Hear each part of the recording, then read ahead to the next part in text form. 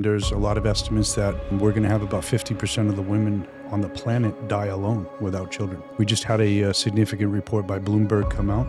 It was backing up a report by Morgan Stanley from 2019 that by 2030, 45% of all women aged between 25 and 45 will be single without child.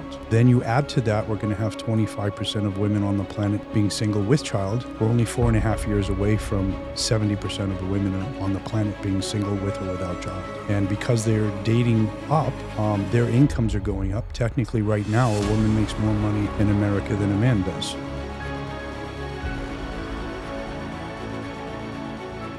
Chris, thank you for coming back on. Gentlemen, how are you? Good to see you again.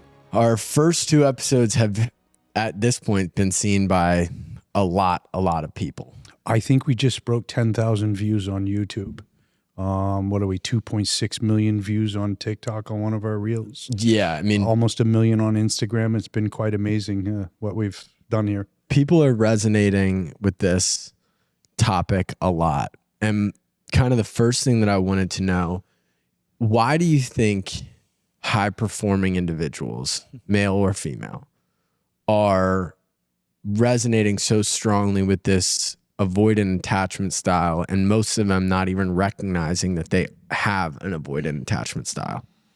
Well, you have two different issues there. It's really gender-based. Men aren't really gravitating towards avoidancy. Yes, there's more avoidance in male than there are female. Females are a growing category when it comes to avoidancy, significantly. They're growing very quickly. It's a lot of the changes in society that's causing that. More of your males that would be defined as avoidance, they're not. They're alphas. They don't want relationship. They have no desire for relationship. The average alpha is dating an average of 6 women at the same time. So you're seeing that on a regular basis, unfortunately. And women think that's why, when I'm out and about and talking to ladies about this, as I say to them all the time, you're all dating the same guy. And that's true. Your women date through hypergamy. They find a mate. And then as soon as they find a mate and settle into that relationship, they begin their search for their next mate. They're always trying to upgrade their status. Women do not date down. They only date across or up. Men are known for dating down. We don't care about a woman's financial situation when dating. We want somebody to have companionship and a relationship with. Women are just the opposite. It's more of a business deal now for them. Who did I hear? Sofia Vergara. She had a quote. I want to say it's her, and if it's not her, I apologize. But there was a quote that she put out where she said that she would never date a man that makes less money than her. She would find it almost embarrassing. Sofia Vergara is like a huge actress, and she has millions and millions of dollars. So, like, your dating pool, if you're her, is so tiny in that regard. Like, you have to find somebody that's willing to, who makes more money than you, and is also, I think she's up into her 50s now. Like, you have to, like, most of the guys that are in their 50s, 60s, they're looking for younger most of the time. So you hit it right on the nail. And there's a lot of estimates that we're going to have about 50% of the women on the planet die alone without children. Holy smokes. We just had a significant report by Bloomberg come out. It was backing up a report by Morgan Stanley from 2019 that by 2030, 45% of all women aged between 25 and 45 will be single without child. Then you add to that, we're going to have 25% of women on the planet being single with child. We're only 4.5 years away from 70% of the women on the planet being single with or without child. And because they're dating up, their incomes are going up. Technically, right now, a woman makes more money in America than a man does. Women are making an average of $67,000 a year, and men are making an average of $58,000 a year. So if women date up, their dating pool is extremely small. There's been something funny that came out that I giggled about. I don't know a lot about it, but somebody's actually created an app called the Female Delusional Calculator. And it allows them to download this calculator and put in their status that they would do on a dating app. What's the most common status a woman puts on a dating app? The 3 6s. Are you familiar with the 3 6s? They want a man that's at least 6 foot tall or greater. They want a man that makes 6 digits or more. They want a man that has 6-pack abs. They could refer to that as the 3 6s. There's only one unfortunate thing. If you use that criteria, you're talking about less than 2% of the men in America. So now you have all of these single women chasing around less than 2% of the men on the planet if they're sticking to their dating. And there's your hypergamy. They're dating up. The challenge is there's nothing up. There's very little up at this point. If there's 45% of women predicted to be single, where does that leave men? 60% of men, it's estimated, are going to be single by 2030. The reason there's a discrepancy there is because of same-sex marriage, right? We now have 10-year history of legal same-sex marriage. Recently, there was a data dump on that. Very interesting statistics. I want to congratulate the gay men of the world. They have one of the lowest divorce rates in America right now. It's under 30%. Unfortunately for the ladies, it's not working out as well. Their divorce rate is floating around 70% in lesbian marriage. Some would say there's some telling information in that. I'll leave that there and let people think about it. Yeah, why do you think that is? Women are emotional, men are logic. Men are staying together for the purpose of relationship and building wealth. They understand that you need two parties in today's world to build wealth. Women haven't figured that part out yet. That's interesting because, like, there's this, let's call it an illusion. I am in the probably minority camp, being 25 and married. Like, being in that place now, especially in 2025, I feel like I'm kind of a fish out of water in some sense. But so many people, when I have conversations, like even highly successful men, are like, why did you do that so young? Why are you? And, you know, even for me and my wife, there's obviously a lot of emotion in it. We've been together since I was 19. There's a lot of layers to it. But, you know, first and foremost, I think there's a lot of logic behind it on both sides. She, you know, is, for better or for worse, is making a bet on me. And she was investing in me at a time when there wasn't the evidence of success. But I think most, you know, the stat that you mentioned where women want to, you know, date up in a sense, that I agree with that. But I also think there's a point of dating up can be defined based on what you're producing now, but there's also a sense of dating up based on potential, 100%. On drive, on what this person could be. And especially being somebody that, you know, even now, it's not like I'm the finished version of myself or the person that I think she was seeing my potential to be. But in a lot of ways, she married for both potential and obviously the all the chemicals that go into the reasons why people stay together. So statistically, you're actually going to win. If you make it past 7 years, you'll probably go the rest of your life with her. Is that 7 years of marriage or 7 years of together? 7 years of marriage. There is a difference between being single and marriage. If you see people who live in domestic households, as we call it, their breakup rate is in the 80 percentile. When marriages is in the 50 percentile. It's too easy to walk away when you're living in a domestic household. What is that? Tying you there. That's a man and a woman living under the same roof, but they're not married. They're basically having a family. It only represents there's not a lot of data to gather on this. You can only use U.S. Census and U.S. Postal Service information, but it's estimated about 7% of Americans are living under the same roof, not being married. So it's not a large percentage, but their breakup rate is in the 80 percentile. They don't make it. What was the divorce stat for heterosexual, you said? Heterosexual men and women? Yeah. Right now it's floating around 52%. And what is that? Total divorce. How long of a time period is that based over No the last? specific time period. It's always a moving target. You know, first marriages are floating around 43% right now. Second marriages, divorces are floating around 60%. Third marriages are floating in the 70s. So we're seeing that the more marriage you have, the less likely is they're going to succeed. You have to factor in avoidance in there as well. Avoidants are known for having multiple marriages. So that could be skewing the information. If you remove the avoidance, you may have just an average of 50% divorce across the board. Do you think that with the pendulum swing back towards faith and Christianity, the divorce rate will lower? Only if women plug in. What we're finding is men are converting back to Christianity and going back to church. Women are not. Women are trading church for psychologists, and they're going to therapy. There's a problem with that, though.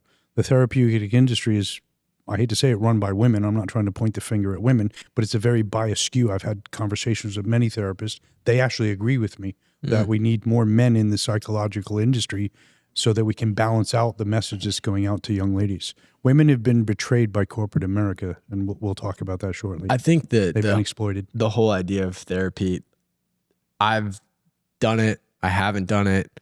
Like I've been through really bad phases of my life where I didn't partake in it. I have a problem with it in the sense that I don't think our problems, like personal problems, are supposed to be ruminated on a week over week basis. I think more often than not, when you have personal problems, the best thing that you can do, and this isn't my idea, this is Naval Ravikant, is you either take on a mission, kids, or a spiritual pursuit in terms of trying to figure out spirituality. Because if you just look at personal problems, some are in your control and some aren't in your control. But if you're going to something like a therapist week over week and you're just, bringing up old baggage, talking about old problems, I mean, their job is literally to hear you out in most scenarios. I look at something more effective to be, like conversations between peers. Like that's almost, I think, better in my experience, because you're able to get, you can get somebody, like if I'm having a conversation with Mike and I'm like, hey, these are my problems, you can get the unbiased, unpaid for advice of suck it up and just move forward. Yeah, I do think there's a sentiment of therapy that's self-actualization. Mm-hmm. So it's like you go in every week and you talk about all your problems, or if it's the same problem over and over, you can almost convince yourself that it's a bigger problem than it is. Whether it's you went through something and you feel some type of way about it and you go to therapy every week, and then all of a sudden a month later you have PTSD. And it's like, we talked about this in one of the earlier episodes. Whatever you focus on expands. Mm-hmm. And now you're focusing on problems. You're repeating that problem over and over again. It's almost like you're programming it in your own brain. And I don't disagree with you that there's a lot of challenges when it comes to psychology. And you have an industry, and I'm not saying this is in the entire industry, that it's the same reason why healthcare is so screwed up. You make money based on them coming back, repeat buyers. So why would you, just thinking from a logical perspective, if I was a therapist, why would I try to solve all the problems, and why wouldn't I just continue every time we get to the end of a session to open up a new loop, so that way you come back next week and we can. It's like, oh, your 60 minutes is up. See you next week. Again, doing these videos with you has opened some channels for me, so I've gotten involved in a couple of mastermind groups, and I'm beating this drum. We're treating the symptom, not the cause. And we're just like modern medicine. Let's give you a prescription. Yep. Take it the rest of your life. Hopefully it does something for you. The same thing, in my opinion, is true with therapy. People are enrolling in therapy for extended periods of time with no end game in place. It does not, the system is designed to keep you in the system, which I don't think is a good idea. Well, the same thing that's happening in medicine happens in therapy, where you talk about these problems over and over again, and then all of a sudden, here's an SSRI for you. Like, here's a depression pill or an anxiety medication.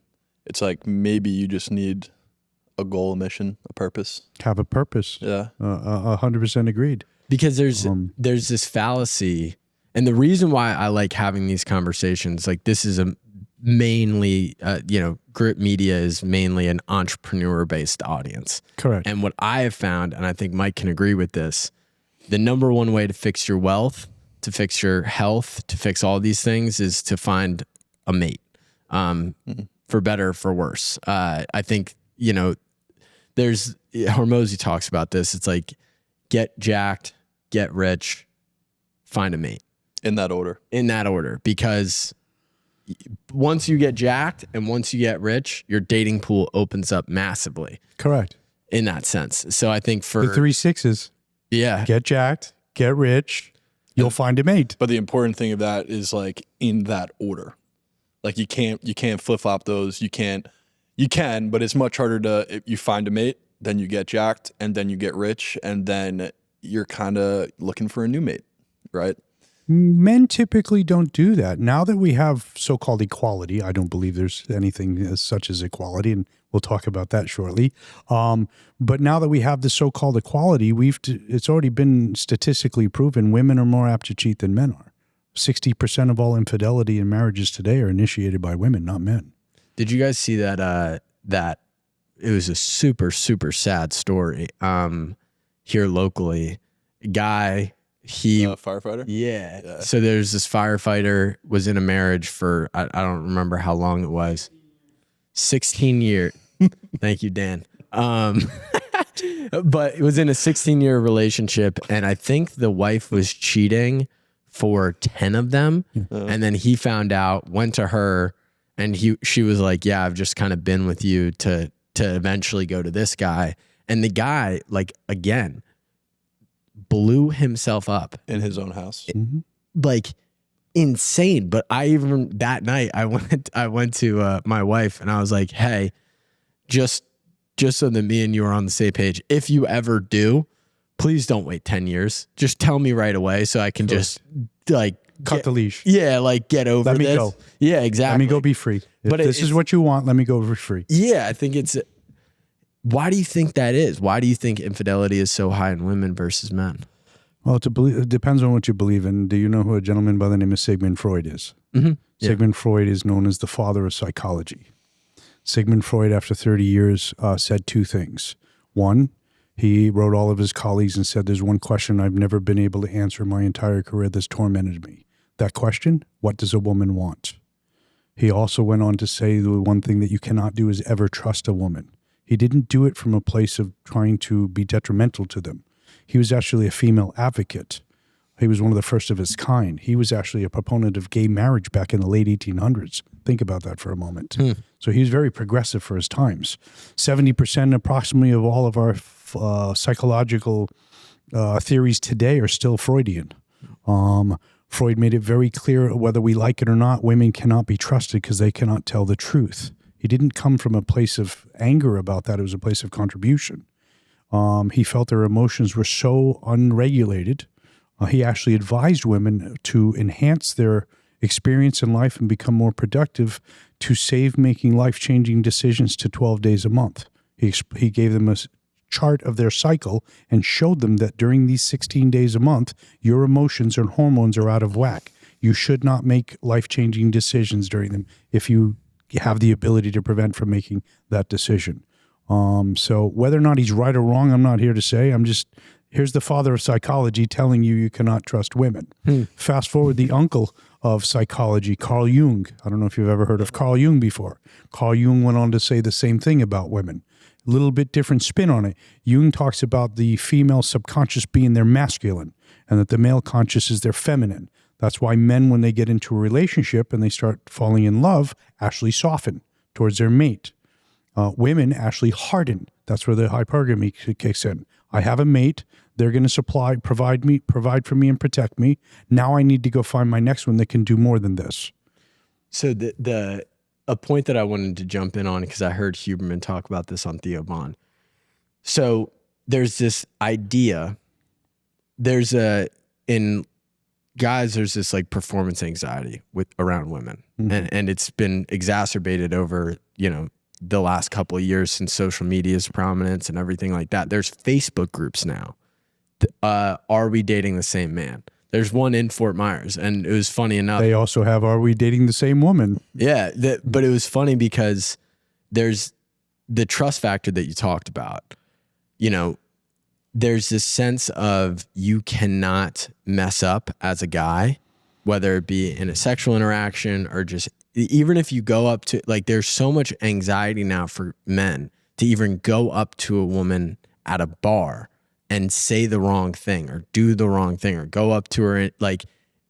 He can't even decide whether this is appropriate or inappropriate, which is creating all this anxiety. And it's based around the fact that there's no trust. A conversation that I had recently, even with my wife, was this idea of a locked relationship. And now this is where people get pushback on this.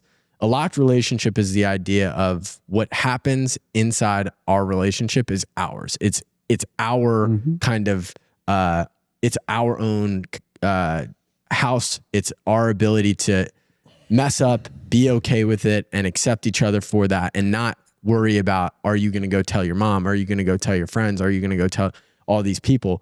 The thing that I've seen with that is it creates so much more trust in the relationship for the ability, because if you have the right relationship, you are the most, you're the most vulnerable version of yourself with this person, which if you can't trust it, they're not going to tell their friends or go and spread, you know, your deepest, darkest secrets with the world. How can you ever trust? And that's where the divorce rates come in. That's where the, you know, on to the next one comes in. Cause there is this red pilled, you know, you talked about it before the pod, but like with like Tate and these people where it's like, you know, don't trust women. You know, there's a very, you know, for better, for worse, there's a lot of anti-women content out there. And I think it's sad because, you know, even men that just want a traditional relationship now feel like they're less masculine if they pursue that in a weird way.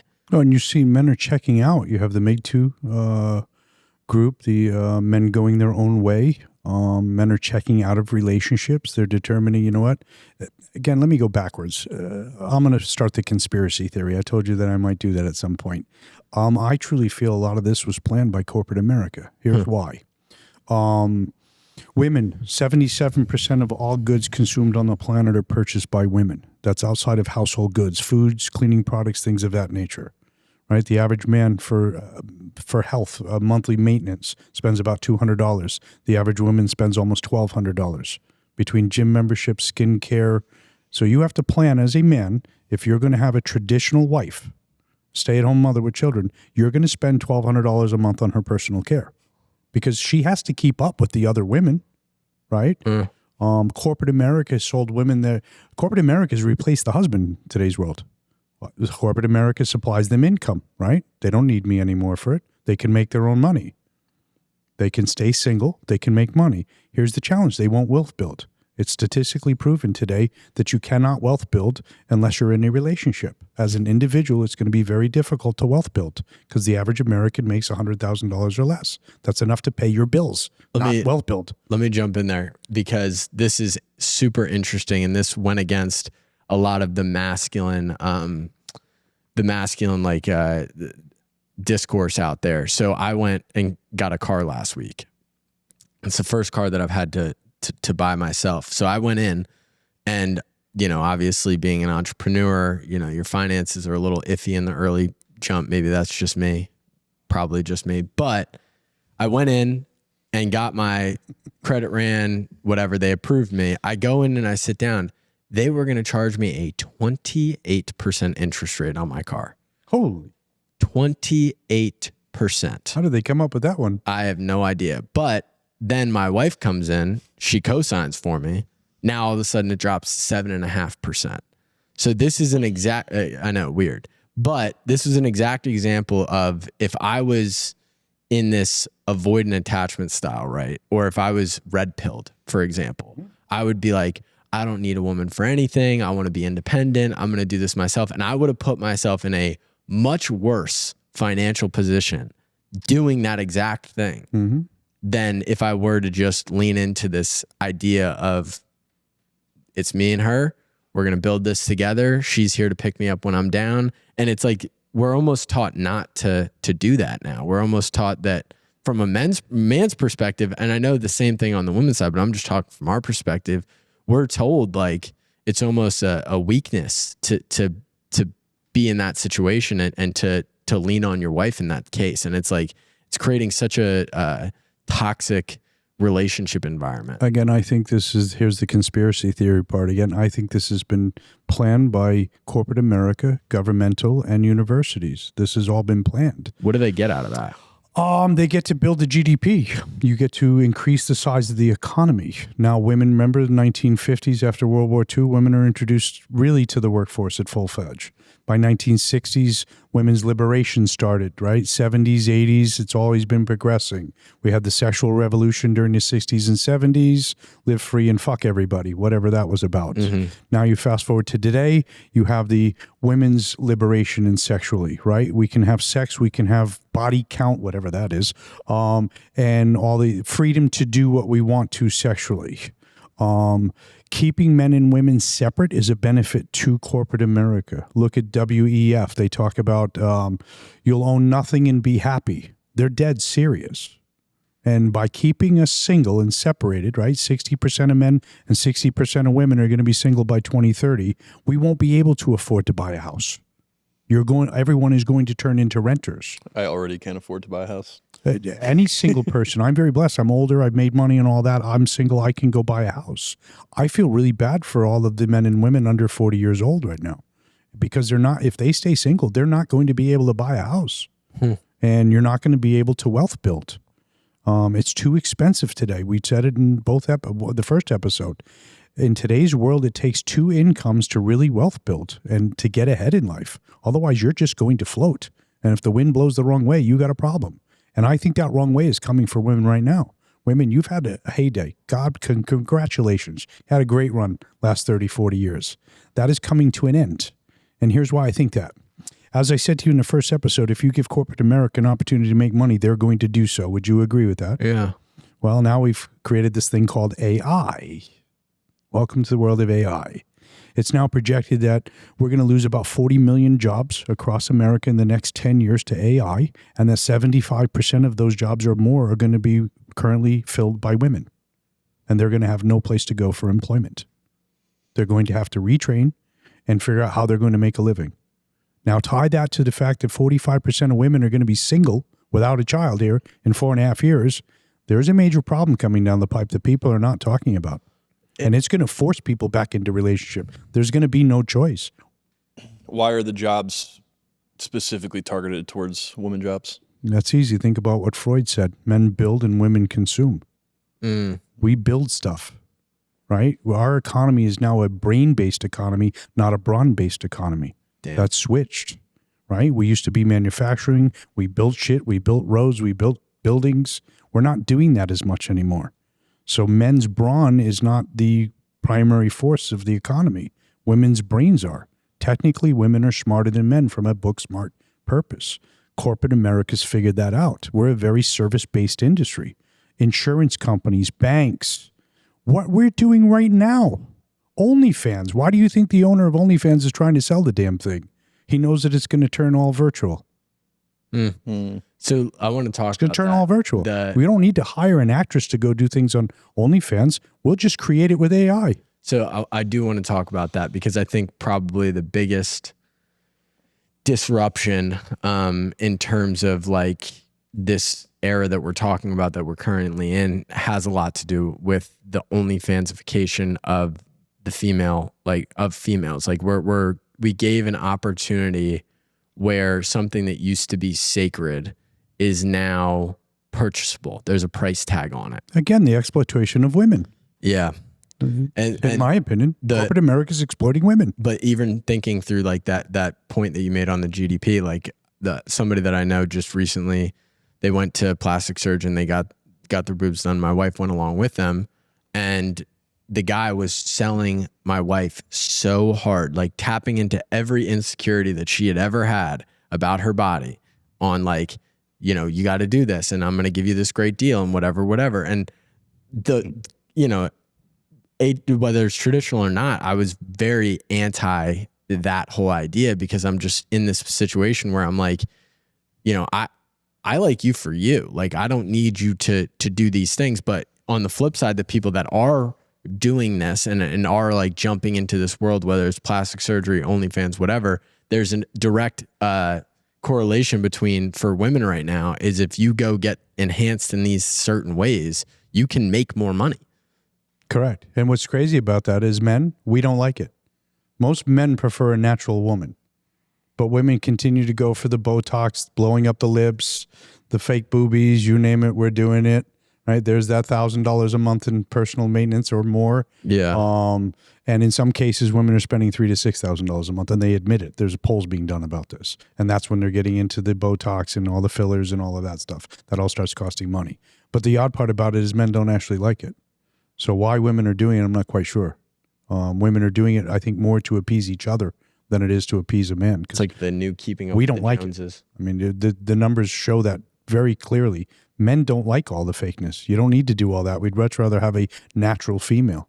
than one that keeps going and doing all these things. So why they're exactly doing it, I'm not quite sure. Again, I just think that women have been exploited. They've been taken advantage of. And none of us saw this coming. And it's very much a capitalistic, go to Japan now, right? 70% of men and women are single. In the Asian world, they've created this header for women. They call them the leftovers. If you're over 28 years old and single with no children, you will be single the rest of your life. Men are shunning them. They're having to leave. They're having to leave their countries. China, South Korea, Japan. Those ladies that make it to 30 years old with no children, successful. They're making money. Their men in their countries don't want them, so they're having to go outside their country to find mates. So, aren't they like flying people in? All sorts. You have expats. The group of expats has grown from 8 to 14% just during COVID. Those are Americans leaving the country to find their own mate. And they're usually going into a couple of different places. Philippines, Taiwan, you're probably aware of. South Korea is starting to show up on it. Vietnam is becoming a very big one too, the coastlines of Vietnam. So you're seeing a lot of expats leave the country, go to other parts of the world to find their mate. South America is a big one too, right? South America, Colombia is very, very big. A lot of men heading down to Colombia. A lot of that, I would have to imagine, and this is based on nothing but just assumption, I'd imagine would have to be based on like the more traditional values that a lot of those countries hold. Yeah, the ladies still have traditional values. They want to enter into a traditional relationship. For some reason, the word submission, because you've probably heard it if you're a Christian or a Catholic, that a woman is supposed to submit to her man. For whatever reason, the translation of that is oppression. I'm not quite sure why. So women feel that it's to submit to a man is more oppression and control.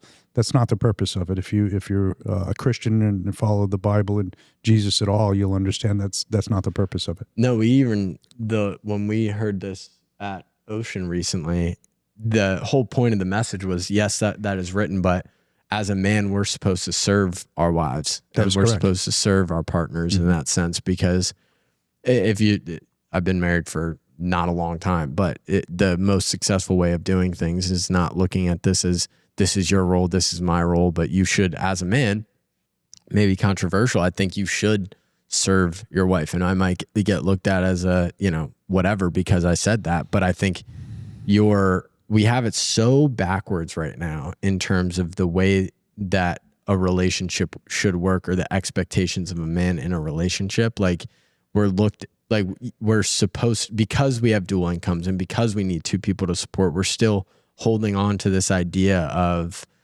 for men, when they hear the submission, it's not that people are like, oh, like that's oppressive. Like, there's a lot of bad men out there that do see that as oppressive. They do see that as controlling. Going back to my previous point of why people are so scared of like a locked relationship in terms of like what happens here stays here, is because of abuse. And because, controlling men or controlling women are like, no, you're not going to talk about us outside of the relationship, so that way I get the pass to do whatever I want. And so there's this very, there's a lot of problems. I want to kind of touch on like, where do we think the solutions in everything that we've talked about lie? Ooh, I know today I came to the table with problems and I don't have solutions. Yeah. I really don't know the answer to that. Something major is going to have to give. I think the creation of AI is going to cause a lot of this to self-correct, to be honest with you, because there's going to be a lot of job loss due to AI. Some of us, male and female, are going to have to retrain ourselves and find new careers due to that. I'm in a career that I'm not really worried about. I'm in real estate, and there's always going to be the last mile, as I call it. People are going to want a human being taking them out, showing them properties, and writing their contracts. Speaking of my industry, title industry, they're saying they're only 24 months away from not needing humans and doing closings. Mortgage says they're only about 4 years away from it, from what I understand. So there could be a lot of job loss in the title industry using my industry and mortgage. Real estate, I don't see that happening. There will be a loss. They're estimating that we're going to lose 500,000 agents in America in the next 5 years or less. But that's going to be due probably more to economic conditions. The solution, it goes back to what I said in the first time we met.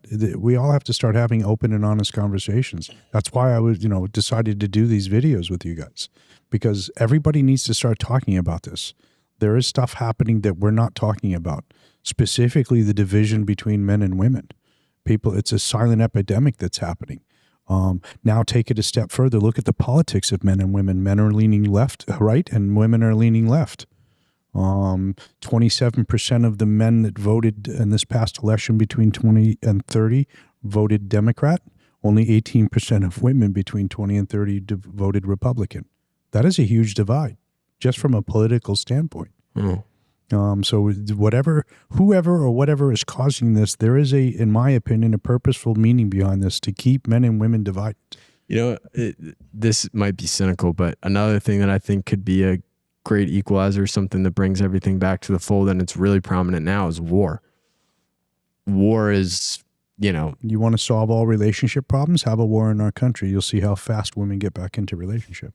I'm dead serious. No, anytime we have war, baby boomer, right? We went to World War II. What happened? Oh, I don't feel safe anymore. Women started running back into the household.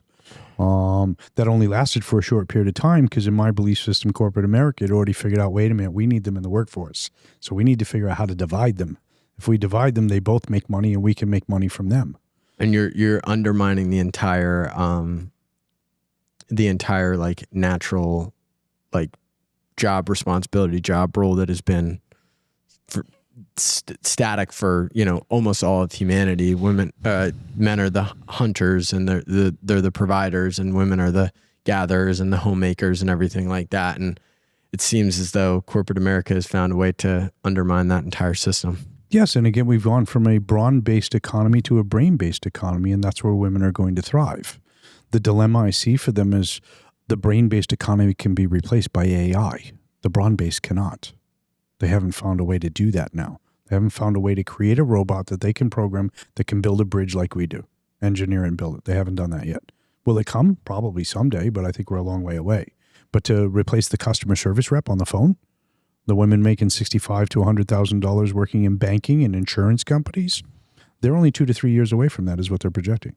That's why they feel more than 75% of the job losses due to AI are going to be on the women's side of things, not the men. So open communication, that's what you see as the we have to start talking about these things, and men need to stop hating on women and women need to stop hating on men. Women have taken it to an extreme, and I think men have too, though. 100%. We're divided. 100%. This is not on one gender or the other. I wanted to have this conversation. I don't want it to sound like we're attacking one gender or the other. Both sides have their own problems. They're different, but both sides have their own problems. Look at you're in the video game, which I'm enjoying hanging out with you guys. Look at the increase in production or content creation, both from women that are between 25 and 60. I can't find a man. Why aren't there any good men? Men aren't even approaching me for dating. I'm sure you track this stuff. You have access to it. Then you have the red pill men. I don't want to deal with women anymore. You're going to do it my way or I'm not doing it at all. Type of thing, right? They're checking out. Mm-hmm. Women keep saying men need to step up. Men are saying, no, I'm stepping out. There's a big difference. We think that the young men are going and staying in their bedroom playing video games. Yes, there is a percentage of them. There's also a percentage that are home learning how to program AI and start businesses and building their wealth. They're going into the gyms. It's pretty sad. Just recently there's a report saying that men are not renewing their gym memberships at an all-time high. Because they've been being shamed when they go into gyms. Look at all the content produced on TikTok, Instagram of women filming and then shaming a man because he happened to look over at her. You're young guys. I don't know if you go to a gym, if you've ever had, you or any of your friends have that. You go into a gym, you just happen to turn around because there's an attractive woman and look, and all of a sudden you're on camera and you're being shamed for it. Why the hell do I want to go in that environment? I don't want to do that. This is something, Mike, I know me and you have talked about. The shots on goal. Shots on goal is harder than ever because especially right now, alcohol consumption by our generation is decreasing at all-time low. All-time. Everybody's smoking bud. Yeah, that's true. They've a lot of replaced California sobers. They've replaced it. Yeah, they've replaced it with marijuana. So that's statistically proven. Here's my thing on that though. As somebody that has smoked, currently not. There's a problem that I see with that specifically in men.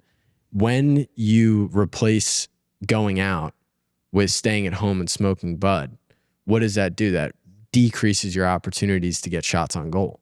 You're now reducing and you're talking about like in a gym, you know, how comfortable do you feel being able to go up to a woman in a gym and approach them? You're just talking about these examples. And women don't want you to. They're shaming you if you do. Why? Because women have plugged into online dating apps.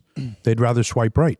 I actually will push back on that. Please. I think that the idea of performance anxiety in the aspect of shots on goal is self-actualized. I think if you asked 100 single women if they would prefer men to come up to them in person and ask them out, or to DM them on Instagram, or to find it on a dating app, I think more often than not, you would get a girl that says she would prefer you to approach her in person. You are correct. Yeah. And here's the challenge, though. Women are liars. I don't mean to say that. I don't mean they do it intentionally. But the moment you do it, guess what happens? A lot of them will turn around and shame you for it. Or they'll go because it's not the one they want. Their friends. Here's why. It's not the one they wanted to approach them. Well, I think that goes back to in order. Get jacked, get rich, find a partner. Bingo. The problem is then you become an alpha male. Why do you want to lock down at that? And so this is the thing. Why would you want to lock down? I'm now at the top. I'm an alpha. I'm at the top of the game. Why do I want to lock down at that point in time? And that is the mindset of alphas now. They're carrying an average of 6 mates at one time. They're part of the 2%. They don't have to choose. It chooses for them. So I think that goes back to what is the solution to this. And I wholeheartedly believe that it is the resurrection of Christianity or faith in America. Right? I don't disagree. Because I can speak to this from personal experience where all the issues, or maybe not issues, but all the things we've talked about today of where things have gone, where it's plastic surgery and boob jobs and Botox, all of these things. Social media, pressure of social media from peers, all of this. I think what it leads to is when you're looking for a partner, you are looking for the supermodel. Like you're going for the looks. You're trying to get the hot girl that you might not be able to get. Once you do get it, more often than not, I would argue that you weren't there for personality. You never were. That's not your best friend. That's not the person you actually want to spend the rest of your life with. That's just the good looking girl that was hard to get, but you got her. Victory. And I think by a return to Christianity, by a return to your faith, you start looking at dating a little differently. You look for different things. And I think that what that leads to is you're more aware of, I have to spend the rest of my life with this person. What are their values? Are they faith driven? Do they love God first? Like, there's all these different things you start looking at, and I think that's what will eventually lead to, hopefully, a flip of this where, because I think what happens a lot is you do get that hot girl, right? It works out for a while, and then you guys get older, and then naturally, that hotness is going to go away eventually. And then what are you left with? A person that you don't actually really like spending time with. You don't agree on most things. You don't have the same values as that person. And then there's the divorce. When those looks go away and all that's left is the things that you overlooked because you wanted the looks, that's what's leading to this divorce rate. I think if you flip that framework and you're looking at dating differently, you're looking at finding a partner differently, and you go for the person that's my best friend. Like, this is the person I want to spend time with, regardless. When those looks go away, you still have all those other things that you love about that person that you always have. And I think ideally, if the pendulum swing keeps going in this direction and more and more people keep returning to faith, men, women, everybody, hopefully, I think you'll see a change in these statistics over time. I feel like in a partner, you want somebody that you can go to battle with. And it's not in the sense that you're going to execute the same roles in battle, quote unquote, but you want somebody, and like, this has been my biggest grace of why I'm so lucky to be in the situation I'm in. If it weren't for Jordan and if it weren't for the relationship that I have with her, I have somebody that I know. And it was funny enough, like I was in a pretty iffy spot a few months ago, and I was like, hey, if there was ever a time to leave me, it'd be right now. Like this would be the time where you'd get out, you'd split your losses, and you go find that, highly successful person that's already developed, that already has it all together. Like, this would be your time. And it was so funny because she kind of looked at me like I was crazy. And she's like, "Why? Like, we have like, I'm here for this. Like we're in this together. Like this is what's mine is yours, and what's yours is mine. So you could have made all the wrong decisions or whatever the situation is, but those are my decisions. Like that over everything is like the gold. Like that's what you want in somebody. You want somebody that, you know, challenges you. You want somebody that is able to, and this is where guys' egos are so frail at certain points. Like they believe that they're supposed to be like worshipped by their significant other. And it's like, no, you're supposed to be challenged by your significant other. They're supposed to kind of like, the best example I had of this, and this was established early on, at a time in my relationship, we were only a few months into dating, and I had become the fraternity president at my frat. And that night I went home and I was talking with her, and I was feeling myself. I was like, you know, I'm the pres now. Winner chicken dinner. Yeah, like, come on, like I'm the pres now. And she said this to me, and it has rung in my head forever. She says, you will always be Jaime. Nothing more, nothing less. You will always be you. So I don't care what your title is. I don't care what the situation is. I care who you are. And it was like she goes back to that a lot, where it's like, you know, I think we have this idea as men where we're like, oh, well, I'm successful and I'm doing all this stuff outside of the home. And we basically go home to give the least amount of ourselves to our partners. And we give the excuse of, I just left it all out on the field today. Mm-hmm. In reality, they don't care if you made $1 million that day or no dollars that day. They care how you showed up that night to them. So it's like, it's a very backwards way that I think guys specifically, because most of the platform that watches us, it's young men that are trying to, you know, they're trying to win. They're trying to get after it. And I think so long as you subscribe to like the Andrew Tate beliefs, like we are going to just continue going towards that very divided society. Totally agree with you. And Mike, you said it right. I think that go build your body, go build your wealth, then focus on your relationship. Mm-hmm. I'm not a proponent of Andrew Tate's belief systems. Is there some things that he's accurate about? Sure. Mm-hmm. His presentation, well, you know, it probably needs a little improvement. It's reviews. Yeah, it's exploitation. It gets eyeballs. You know that. Yeah. He's making money from it. We're having a conversation. We don't make money having this conversation. Yeah. Andrew Tate, when he does this, he's making money from it. So I get why he's going to put a certain spin to it. The whole purpose of a relationship is for two people to come together and improve each other. As men, we're going to have strengths and we're going to have weaknesses. As women, they're going to have strengths and they're going to have weaknesses. It just so happens the great man upstairs, you know, I refer to him a lot, has a sick sense of humor. And he's made their strengths our weaknesses and our strengths their weaknesses. So the combination of those two things, if they come together and can gel properly, is going to make a greater sum than the two individuals alone. Does that make sense? And this is my like the get jacked, get rich, find a partner. The one thing that I would say is I've always focused on my health first and foremost. Mm-hmm. Like that's always been at the forefront, but I didn't get rich before I found my partner. No, I found my mission before I found my partner.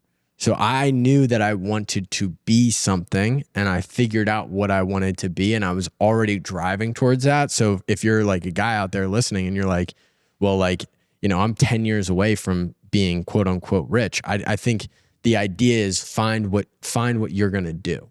Find how you're going to win in life. Mm-hmm. And, you know, hopefully you find somebody that accepts you for exactly where you are. Granted, if you're not in shape, your dating pool is going to shrink. Absolutely. Like, for sure. So if you're not going to take care of that, then you're playing from behind. And if you figure that out afterwards, that's where you do get in the situation where you signed up for something before you actually were at the status or the perceived status where you could have gotten something better and you're going to have regrets. What's more important, though, is the financial status. Women are making their relationship decisions based on financial status, first and foremost. If you're not made, the average woman wants to date a man that makes 52% more than she does. Jeez Louise. So if she's making $100,000 a year, you better be making 152.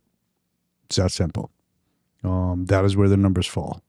Do you think some of that dad bods are actually more popular than six-pack abs? Even though they say that could be supplemented by the drive? So even if you haven't made that money yet and you have the drive and you have the quote unquote potential, do you think that could supplement that? You'll get into relationship, but then the hypergamy takes place. If you don't start growing your income, she's going to start seeking a mate that makes more. Period. The end. You have to continually upgrade your status as a man because women are looking for that next level. If you're not leveling up, they're going to go find somebody else that is. No names, but we know someone, not great friends, mutual, friendly through work. Okay. He's been dating a girl for, I would say, probably like 5 years. Mm-hmm. Beautiful girl. They've been great. They were always great together from when I've seen them. And he chose a life path that is more about his fulfillment than making money. Like he enjoys doing out of the box things. Mm-hmm. That was what makes him happy. She's always known this about him. He's been this way forever. Always adamant about this. I'm not changing. It's not about money to me. He loves what he does. He will always do this thing. And over the 4 or 5 years, it was fine. Like no issues with it. She loved it about him. And then all of a sudden, there's all these problems going on in the relationship and this and that. And there is this other guy that came from a very rich family. I wouldn't even argue super successful, just has a lot of money. Mm-hmm. And over time, like it was a problem. And then one day they were looking at a house and the guy was there. And like he knew about him kind of, like it was like kind of an issue, little argument that they had. And he was the one that was like selling them the house for some reason. And he had a huge problem with this. And he was like, why is he here kind of thing? And sure as shit, you know, maybe a month later, she broke up with him because he has no drive and ambition. He doesn't want to do all these things, even though this has been his thing forever. She's known this about him since day one. This is who he is. He's a great, great guy.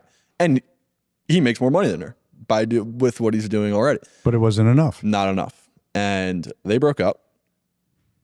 This whole time through the breakup, she swore up and down, it's not about that guy. It's us, whatever. Don't even like him, friend, blah, blah. Within 2 weeks, they were dating. Posting pictures on Instagram. You just proved my point. It's hypergamy. They're dating. Women are dating always up. As soon as they have a mate, if you're not leveling up the way they think you should, they're going to go find a mate that is, in their opinion. Period. But the interesting to me about it was that he has never changed. This was never like a discussion like I am going to do X, Y, and Z, and then it wasn't happening. It wasn't that like this was the plan and he just couldn't get it done. Like this was always what it was. Like he never made it out to seem it was another way. Like this is who he is. This is what he loves. This is what he does. And he makes more money than her. But it wasn't enough. And it gets flipped on it. Like, it's like, you don't have this drive. Like, you're not doing what you're supposed to be doing. But it's like, hey, I've been upfront with you since day one. Like, this is what I love to do. This is what I want to do with the rest of my life. And it wasn't a problem over 5 years, but all of a sudden, one day, and you can argue that she changed or whatever it is, or you can argue that she met this other guy that had more money, and then that changed it for her. Neither one of them ever changed. They just weren't being honest. Again, this goes back to women not being able to be honest with themselves. Look at the results of women's actions, right? They say they want a man that's kind. They want a man that's respectful. They want a man that's loyal. They want a man that's going to provide. They want a man that's going to protect them, right? Now look at the results of their actions. They choose the cheater. They choose the alpha. They choose the guy that beats them. They choose the guy that neglects them. They end up in that relationship, even though they run around over here saying, this is what I want. I don't think they're doing that intentionally. It's a subconscious thing. That's what Carl Jung and Freud both felt, that this is a subconscious thing. They're not aware that they're doing it. But if you look at a woman's words and then you match that with their actions, those two things do not match up on a regular basis. That's why, back to the point of like, get jacked, get rich, find a partner. I think it's get jacked, find your mission. Because stagnancy, I think, is what will end up resulting in a failed relationship. And if I was going to give your audience, a young man entrepreneur, be more selective. Be very, very selective. Understand your value. You have more value than you think you do. Go do the things that you're talking about. Get jacked. Find your mission, what your path is. Start making money.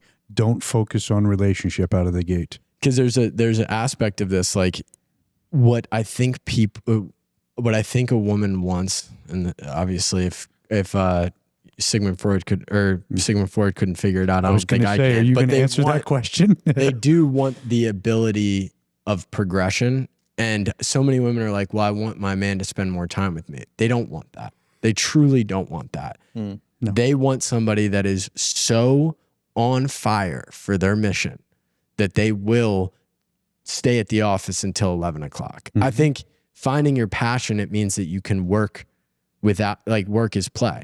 And that's what I think at the end of the day is more attractive than even making more money, but hating what you're doing. Like there is something to that, I think. I would caution you on that, though, because there are a lot of 40-something and 50-something-year-old men that did that, and now they're divorced. They lost half their shit. They have access to their kids 25% of the time, and they're paying for it. Understand something. Our society, our systems are designed against men. Public schools, all of our school systems designed for women, right? We took away all the playtime for the boys, right? They get a half-hour recess for what, a 6.5, 7-hour day? Talk about creating a pent-up problem with boys. The schools are designed for girls, right? The vast majority of teachers that are in schools are girls. The public schools are even talking about that. We need to get more male leadership into our schools because the boys are becoming a problem. Fast forward to high schools, universities, all the same, all programmed towards women. Corporate America now is all programmed towards women. Government, we're now leaning towards what? Minorities. Minorities get to make the rule. The majority doesn't anymore. We genuflect to the minorities. This is all geared towards women. So the pendulum, men are finally checking out is what you're seeing. You know, we're seeing different. You have incels. I'm just starting to study them. They're a unique breed. You have the red pills.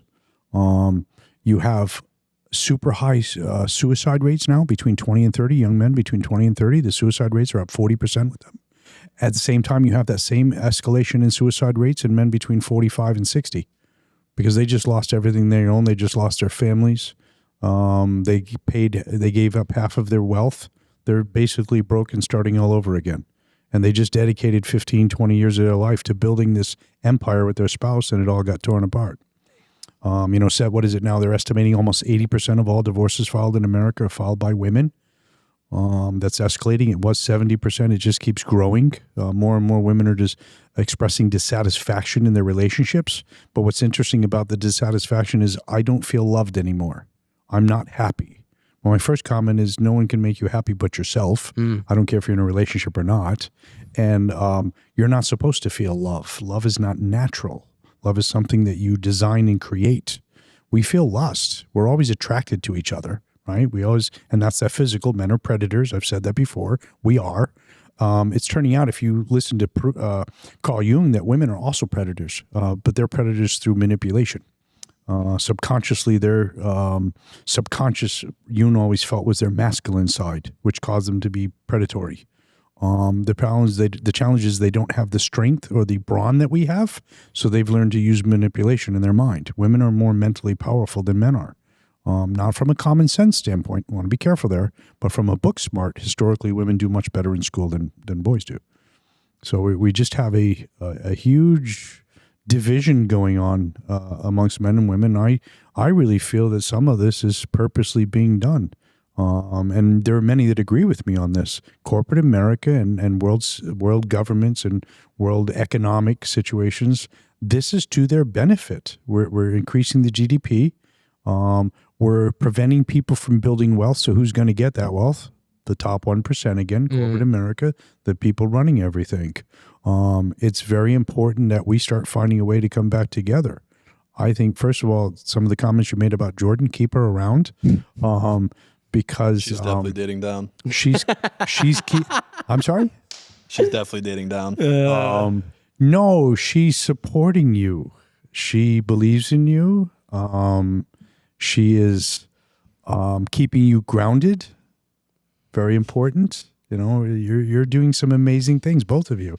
You're gonna get ego over that. You want to. That's gonna drive you. She hopefully is on the other side going, hey, come over here. You're still Jamie. Yep. Don't forget who you are. Love what you're doing. Really like what you're doing. You're going a lot of places, but remember me and remember who you are. Yeah. Great statement on her part. I appreciate her for that. If that's what she's doing, spot on. Keep doing it. Yeah. Because does not listen to the that's where we podcast. have to improve each other. That's where we really have to improve each other. Yeah. And you're going to do things that are going to improve her as a human being. That is the purpose of having a man and woman come together. If you're in Christian belief system, I'm very much a Christian. We're supposed to submit to Jesus as a man and follow. And then our wife is supposed to submit to us only if we're truly following the word of Jesus. Yeah. That's a key component. Too many men say, oh, you need to submit. Well, are you truly a God-fearing man? I'm only supposed to submit to a God-fearing man. Are you truly a God-fearing man? So young men, step up your game. Like you said, you guys both said it, go get fit, go take care of your body, take care of your mind, go figure out your mission, your path, how you're going to make money. Focus on those things. If you're lucky enough, have a really good filter with women. If you're lucky enough that you find the right one that is supportive in the ways we're talking about, grab her quickly. Don't let her go. Openly have communication with her. This is what I want. What do you want? Start forming together the path, right? You develop a path, she's going to have a path. How do you bring that path together so you're both on the same path together? I do want to make a quick comment on that. The first conversation I had with Jordan, and I'll leave the explicit aspect of the story out, but I've told you this story.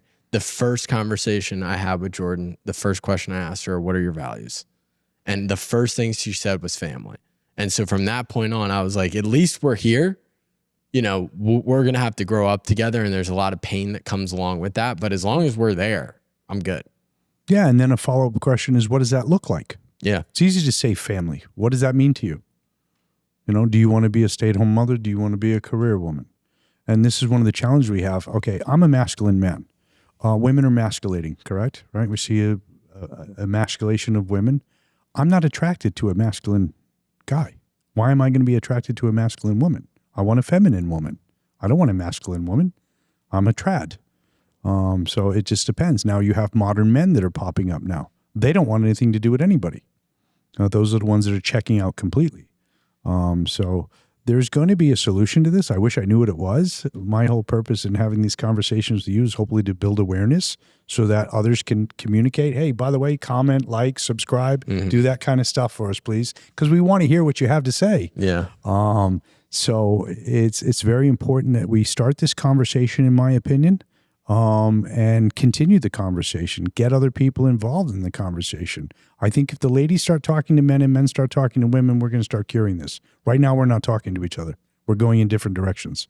You have this big movement of modern. First, you have the feminists. Feminists are very interesting. What do we have? About 10% of the population is a true feminist, very small group. Look at who they marry. It's very interesting. They usually marry an authoritarian male.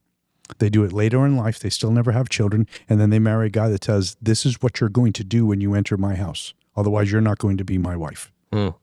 Direct opposite of what a feminist has preached most of her life. Then you have a much larger group called the modern woman. You probably have heard that phrase before. That's now representing that 55% of the women. They're working, they're choosing education and career over family. Not to say they don't want family, they're trying to have both. Good luck with that one, ladies. Yeah. That's not going to work out too well. And the statistics are proving it's not working out. Then you have your male. Men don't want a career woman. They're fine with their woman having a job. There's a difference between a job and a career. A job is you're going to go do something and produce a little income for the family because we need it for wealth building. But it's not going to be a big, blown, full career. You're going to work part-time 30 hours a week, maybe in the public school system. Maybe you work at the county courthouse, things of that nature. Not a huge income, but you're producing money and it gives you a flexible schedule to do what? Still be a mother. Pick up your kids, take them places. Women, I think if you have a good thoroughbred, I call you a thoroughbred. All right, she's the jockey. She needs to race you and learn how to race you to success. That's where you have the man and the woman come together. You're the horse, she's the jockey, right? Yeah. And now all of a sudden, really, really great things can happen. So I like that one. I got Mike all fired up. Please like, comment, subscribe. Stay tuned for part 4 on the future of relationships. Oh, we have so much more to talk about. Thank you, Chris.